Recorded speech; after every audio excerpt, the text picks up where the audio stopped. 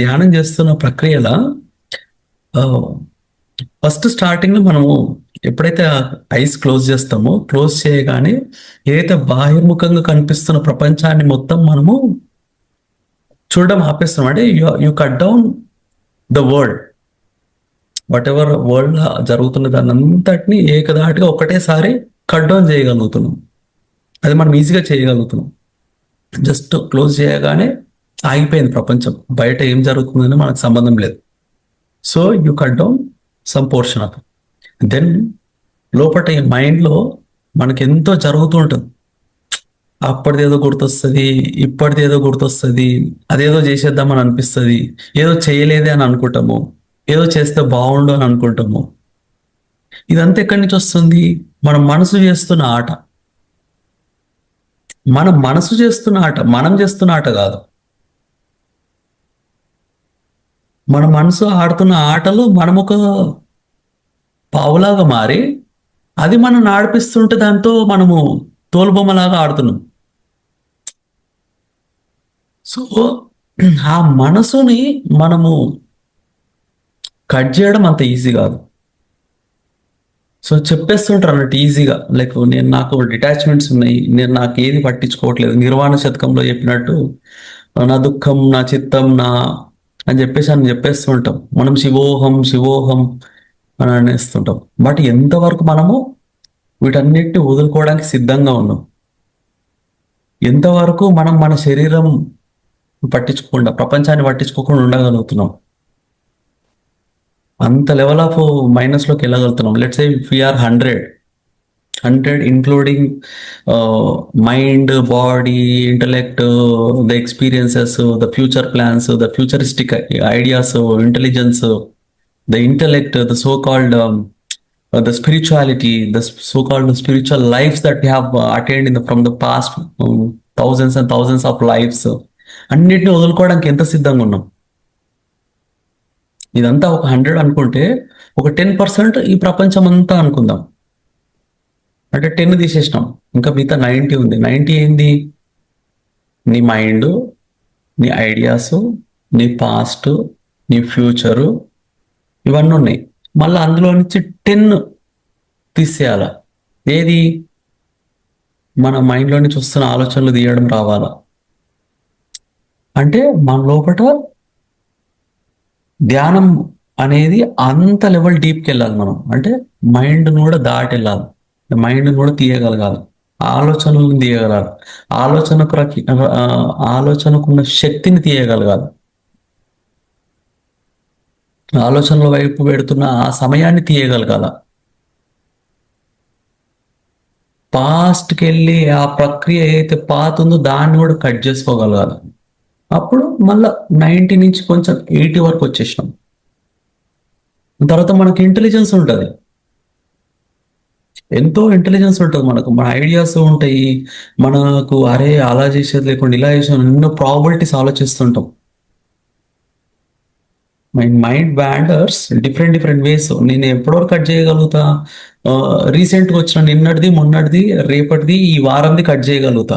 But మన intelligence ఇంకా పనిచేస్తుంటుంది, దాన్ని కూడా కట్ చేసుకోగలగాల. అది కూడా ఎట్లా? ఒకటే పాత్. నువ్వు ఎప్పుడైతే ఆ శ్వాసను సహజమైన ఆ చూసేదాన్ని గమనిస్తూ ఉంటావో, ఆ సహజంగా జరుగుతున్న శ్వాసను, ఆ శ్వాసని వీటన్నిటికీ ఒక బ్రిడ్జ్. శ్వాస అనేది ఒక బ్రిడ్జ్ అవుతే నువ్వు ఒక జర్నీ చేస్తున్నావు, ట్రావెల్.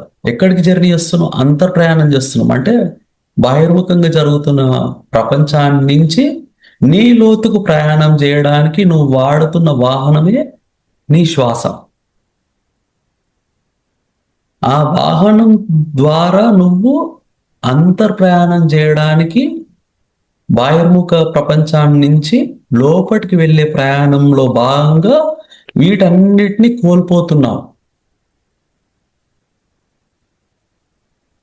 ఉదాహరణకి నేను ఇప్పుడు మీరు ఎస్ఎఫ్ఓ నుంచి అట్లాంటాకి ట్రావెల్ చేద్దామని అనుకుంటున్నాం అనుకో.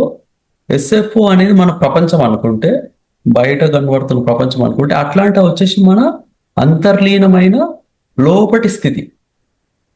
దానికి వాడుతున్న ఫ్లైట్ జర్నీ ఏదైతే ఉందో ఆ ఫ్లైట్ జర్నీ నీ శ్వాస. నువ్వు ఎంతసేపు అయితే శ్వాసను పట్టుకొని ఉంటావో అంతసేపు నువ్వు ప్రయాణం చేస్తున్నట్టు. ఎంతసేపు అయితే శ్వాసను కాకుండా ఆలోచనలను, ఆ ఎమోషన్లు, ఆ భావోద్వేగాలను పట్టుకుంటున్నామో అక్కడ నువ్వు హార్డ్ స్టాప్ పెట్టుకున్నావు.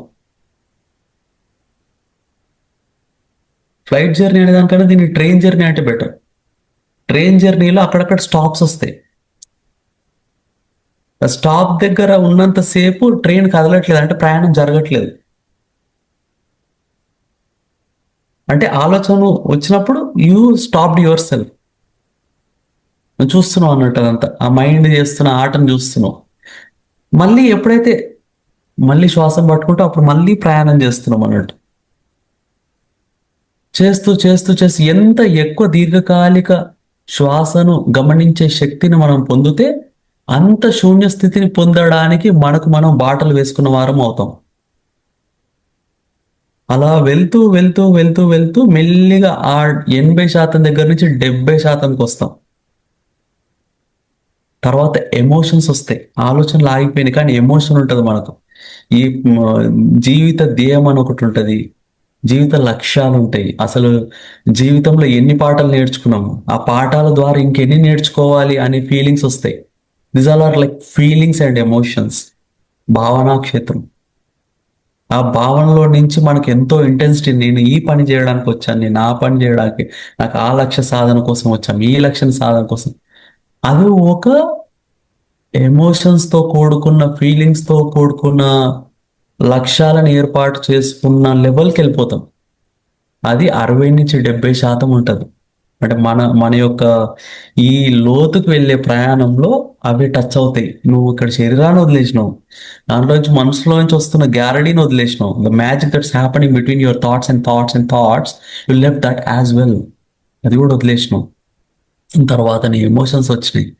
నీ ఎమోషన్స్ ఆడుతూ ఉంటాయి అన్నట్టు. ఎమోషన్స్ ఎందుకు చేయలేము, నువ్వు చేయడానికే పుట్టావు, నువ్వు ఇది చేయడానికి పుట్టావు, అది చేయడానికి పుట్టావు, అది ఎన్నో రకాలుగా ఆడుతుంటావు. బట్ అప్పుడు దాన్ని కూడా వదిలేసే శక్తి నీకు రావాలంటే మళ్ళీ నువ్వు శ్వాసతో గమనిస్తూ దానితో ప్రయాణం చేస్తూ చేస్తూ ఉంటే మెల్లిగా ఆ స్టాప్ కూడా వెళ్ళిపోతుంది. సో ఏకకాలంలో ఒకటే శ్వాస ప్రక్రియలో వీటన్నిటికీ అంతర్లోతుగా ప్రయాణం చేసుకుంటూ నువ్వు నీ లోపలికి వెళ్ళే ఒక మార్గాన్ని ఎన్నుకున్నావు. ఆ ఎన్నుకున్న ప్రక్రియలో నుంచి మెల్లిగా ఆ ఎమోషన్స్ కూడా బయటికి తీసుకెళ్ళిపోతాం. ఎమోషన్స్ అన్ని పోయినాయి, థాట్స్ పోయినాయి, దాని ప్యాటర్న్స్ పోయినాయి. Watts next? నెక్స్ట్ స్టాప్ అయింది.